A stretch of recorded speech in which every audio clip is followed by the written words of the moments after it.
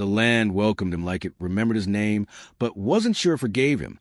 Dust lifted from the trail in lazy spirals as Weston Briggs rode up the path, the hooves of his mare muffled by the tall, brittle grass that leaned as if listening.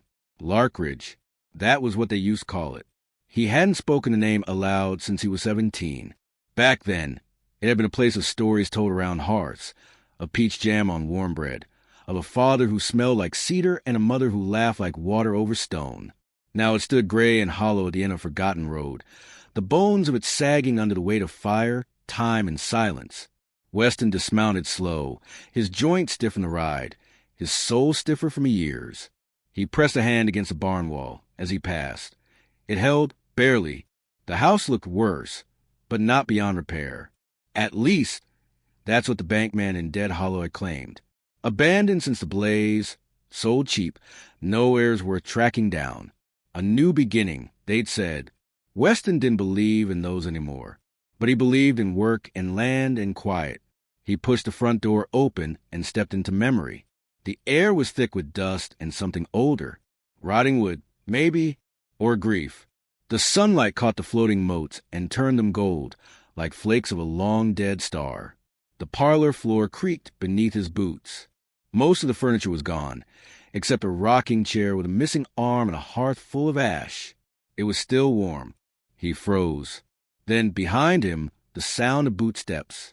He turned quick, hand at his hip, but not to draw, just to steady. In the kitchen doorway stood a woman. Red-brown braids fell over her shoulders, tied with strips of worn leather. A rifle rested across her back, like it belonged there. Her eyes were dark, sharp, tired in a way that said she wasn't used to rest, and didn't expect any now.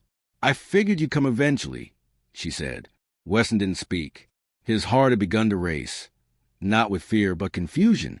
She stepped forward, slowly, like someone used to spooking horses and men alike. "I've been keeping this place from falling into its own grave," she said. "Name's Unia.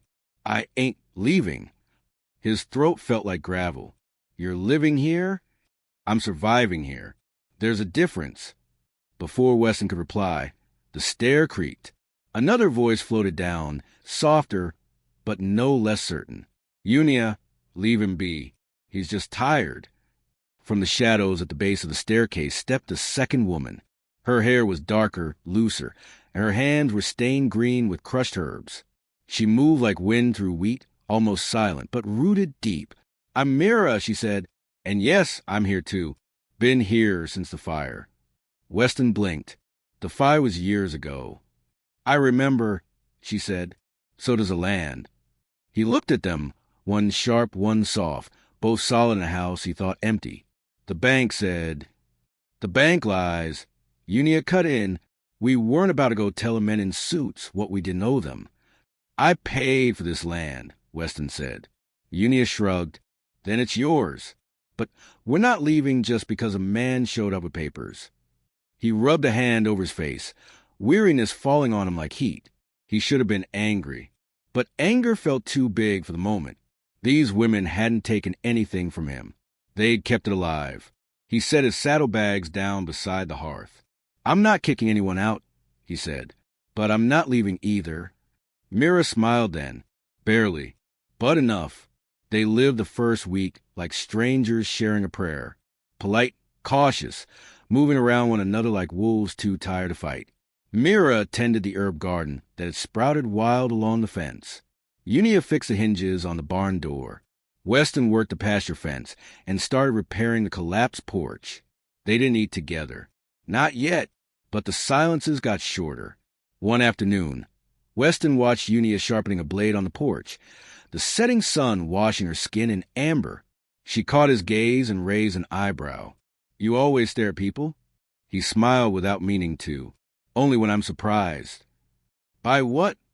"That you're still here." She sheathed the blade. "Some of us don't have anywhere else to be." That night, Mira left a tin cup of chamomile at his door. No note, just steam curling up like forgiveness. It wasn't until the sheriff came that the quiet cracked. He rode in loud, like all men who know their power has more to do with how they enter a room than what they carry. "Weston Briggs," he called from the fence line, "heard you settled in." Weston met him halfway, trying to. Sheriff Eldon Pike dismounted, dusting off his coat like the land offended him. He looked toward the barn, then toward the house. He saw movement, Unia's shadow at the window, Myra's silhouette behind the curtain. "You got company," he said, voice laced with something sour. "They were here before me," Weston said. "That don't make it right." Weston kept his jaw still. "They've done nothing wrong." Pike stepped closer. "Folks in town are talking. 2 women, 1 man, sharing a roof. People start saying things. You sure you want that kind of reputation?" Weston's hands curled at his sides. "I came for quiet, Sheriff, not permission." Pike spat into the dirt. "Suit yourself. Just remember, peace don't last long in places that forget their place." He rode off, kicking up more dust than a man should. Weston stood there long after the sound of hooves faded.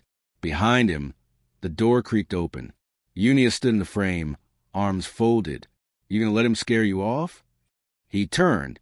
"You think I scare easy?" Her lips twitched, almost a smile. "Not yet." Mira appeared beside her, gaze soft but serious.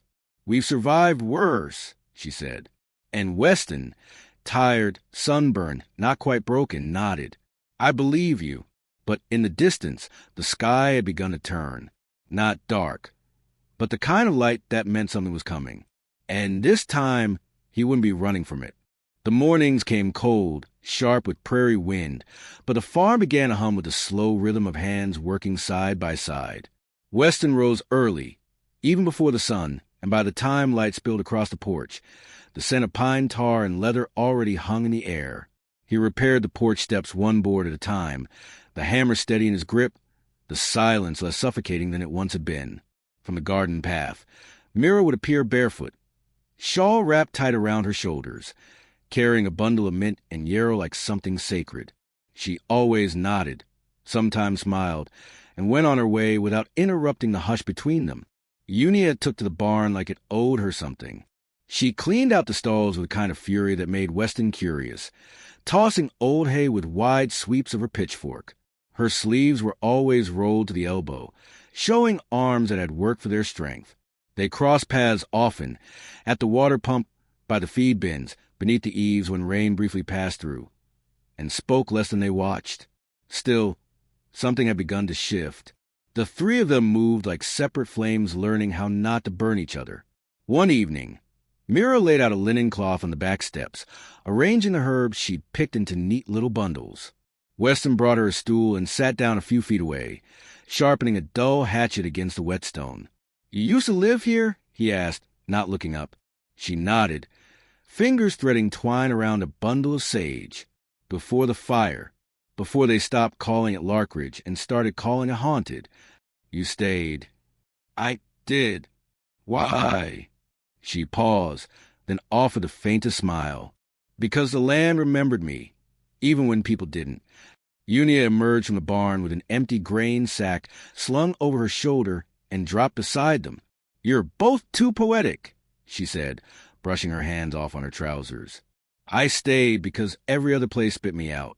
At least this one let me spit back." Weston chuckled, surprised by the sound. Myra's laugh joined his, soft and rare. For the first time since his arrival, the quiet didn't feel heavy. It felt shared. That sense of tentative peace didn't last long. 2 days later, Eldon Pike returned. This time, he didn't ride alone. 2 deputies flanked him. Young men in polished boots and 2 clean shirts, their hands too close to their holsters for a visit meant in peace. Pike dismounted slow, letting the moment stretch. Weston stepped off the porch, arms loose at his sides, expression unreadable. "You plan on staying here for good?" Pike asked. "That a problem?" Weston replied. Pike's eyes flicked toward the house. Unia leaned against the frame, her rifle casually resting by her side. Mira stood behind her, hands still from their usual motion. "It's not just a man's name on that deed, now is it?" Pike said. 3 grown folks, living out here with no church bell between them. That sort of thing stirs tongues. Weston felt the old ache rise in his chest, the one that used to come just before orders were shouted and blood hit dust. He let it sit there and said nothing. You're drawing the wrong kind of attention, Pike continued. Wouldn't want anyone thinking you're starting a commune, or worse. People need to see things clearly. One man, one wife, one home. I didn't realize decency was a math problem, Weston said. Pike didn't smile. You've got a week. Then I'll be back with papers. We'll sort out what's legal. They left in a swirl of contempt and hoofbeats. When the dust cleared, Unia stepped forward. You want us gone, she said. It wasn't a question. Weston turned toward her. Do you? No, she said. But I've learned not to overstay welcomes. He shook his head. I didn't build this place to chase off what's good. Mira spoke then, voice low. They'll come back angrier. I'm not afraid of men who hide behind rules, Weston said. I'm afraid of letting this place go dead again. The silence that followed wasn't fear. It was choice, heavy and deliberate. That night, they ate together for the first time. The table was old and lopsided, the stew oversalted, but no one complained. Unia told a story about the time she stole a horse from a swindler in Kansas City. Mira added dried lavender to the tea. Weston offered a prayer out loud for the first time in years. Not to any god he trusted, but to the land, to the air, to whatever had brought him here. When the lamp burned low and the kitchen was quiet, Mira lingered. You were going to leave, weren't you? She asked. He nodded once. Wasn't planning on staying past winter. But now... He looked at her, really looked, and didn't answer. Outside, the wind picked up, warm and restless. The kind of wind that warned of something moving on the horizon. Too distant to see, but close enough to feel. In the barn, Unia opened the rifle case beneath the loft stairs. Her fingers hovered over the worn grip, like she was greeting an old friend. Behind her, a shadow shifted, a shape, maybe, a noise too soft for certainty. She turned, rifle raised, and a lantern hanging from the rafters blew out. The barn burned fast. Too fast for windless night. Too fierce for chance. Flames licked through the rafters like they'd been waiting for breath. And by the time Weston reached the yard, smoke had already swallowed the sky. Unia stood barefoot in the mud, face streaked with ash, shouting for the horses. Mira dragged buckets from the well, her hands raw from rope burn. There was no scream, no panic, just a focused chaos of people who knew fire didn't negotiate. Weston kicked through the smoke, found the stall doors, and released the last mare with his shirt pressed to his face. The heat clawed at his lungs. He barely stumbled out before the roof groaned, twisted, and collapsed behind him in a rain of sparks and memory. By dawn, the barn was a skeleton, blackened, hollow, still warm in its ruin. Weston sat in the dirt, eyes red, chest tight. Unia crouched beside him. Her rifle lay gently across her knees. Mira came with salve and water, knelt without speaking, and wiped the soot from his jaw with slow, practiced hands. Nobody asked who'd done it. They didn't have to. Weston rose with the sun behind his back and rode into town. The saloon was half full, mostly ranch hands with too much time and too little silence. Eldon Pike leaned against the bar, boots on the rail, laughter too loud for a man without a joke. When Weston stepped through the door, everything stilled, the kind of stillness that came just before a fist landed. You looking for something? Pike asked. Weston didn't answer, just pulled the matchbox from his coat, blackened, the edges scorched. He tossed it onto the bar. It landed with a soft slap. On the side, the branding iron logo Pike used for his cattle stared back like an accusation. You dropped this, Weston said. Pike stood. You come in here throwing blame. Briggs, you best back it with more than ash. I don't need to prove a thing, Weston said. I just need you to know I'm still standing. Pike's smile soured. You planning to make this your hill? I'm not dying for land, Weston said, but I'm sure as hell living for it. He turned without another word, didn't look back. Some men only learn fear when you walk away unshaken. Back at the farm, Mira waited by the porch. Unia leaned against the pump, arms crossed, her hair still damp from the bath she hadn't finished. Weston approached them both slowly, shoulders heavy, but his gaze clear. It's done, he said. He won't try again. Not direct. He doesn't have to, Unia muttered. They'll just wait for us to fold. Then we don't. Mira said. They stood in silence a moment.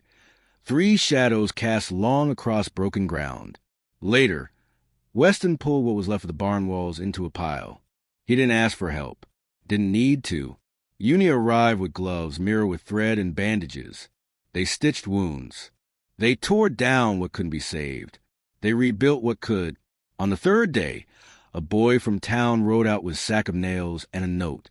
"My ma says y'all don't deserve this," he muttered. "Says fire takes too much already." He didn't stay. Just dropped the supplies and rode back like someone afraid of being seen, helping the wrong side. Weston nailed the first beam of the new frame beneath a sky that had finally started to clear. At night, they gathered around the hearth. Not for warmth, it was spring now, but for presents. Mira strung dried flowers above the mantel. Unia carved something into the porch rail when she thought no one was looking. Weston caught only a glimpse of it later. What grows after fire? They slept better. Not deeper, maybe, but steadier. One evening, Mira joined Weston in the field, where he was planting new fence posts along the north line. "Do you regret it?" she asked. "Regret what?" "Staying." He paused, eyes on the horizon. "Every day," he said. "And every day I still stay." Mira smiled. "Then it's working." Unia sat alone on the roof that night, legs dangling over the eaves. She didn't say much anymore, but her presence had changed. It wasn't coiled tight, like it used to be. It breathed. Weston joined her without asking, handing her a flask. She took one sip and passed it back. "You think this place is ever going to feel safe?" she asked. He looked out across the pasture, where the last rays of sunlight turned the grass almost silver. "I don't think safe's the goal. No, I think it's love, in all its ugly, patient forms." Unia laughed once, low, surprised. "You always talk like a man who lost everything." "I did," he said, "and then I found something I didn't know I missed." She didn't ask what. He didn't explain. But when he stood to go, she followed. The next morning, they woke to the sound of hooves, fast, too many, rolling like thunder across the flat land. Weston stepped outside, rifle in hand, but what he saw made him lower it. Riders. 12. No uniforms. No weapons drawn. Just people from the edge of town, ranchers, fence menders, one schoolteacher, each with tools in hand and determination in their eyes. The first to speak was an old man with boots older than Weston's horse. "We figured it's time to stop pretending whose land this is. If you're working it, we'll help." Mira stepped out beside Weston, sunlight catching in her hair. Uni across her arms, skeptical. "Why now?" The man shrugged. "Because something's growing here again, and it's worth tending." And Weston, who had come to this place with only silence and soil in his hands, felt something shift in his chest. Not pride, not triumph, belonging. That night, they built the barn by lantern light, laughter stitched between hammer blows. Mira sang quietly. Unia passed out mugs of coffee. Weston stood with both hands on a beam, feeling the weight of it, and thinking not of what had burned, but of what had come through the fire still standing. And just before the last nail was driven, a girl from the schoolhouse, barely 12, handed Mira a slip of paper folded in half. She opened it, read the 3 words scrawled in careful pencil, and passed it to Weston. "Don't give up." He didn't. He wouldn't. But he looked out the road then, shadowed now by moonlight, and his hand dropped slowly to the rifle slung at his back. Someone was watching. And not everyone brings tools when they come.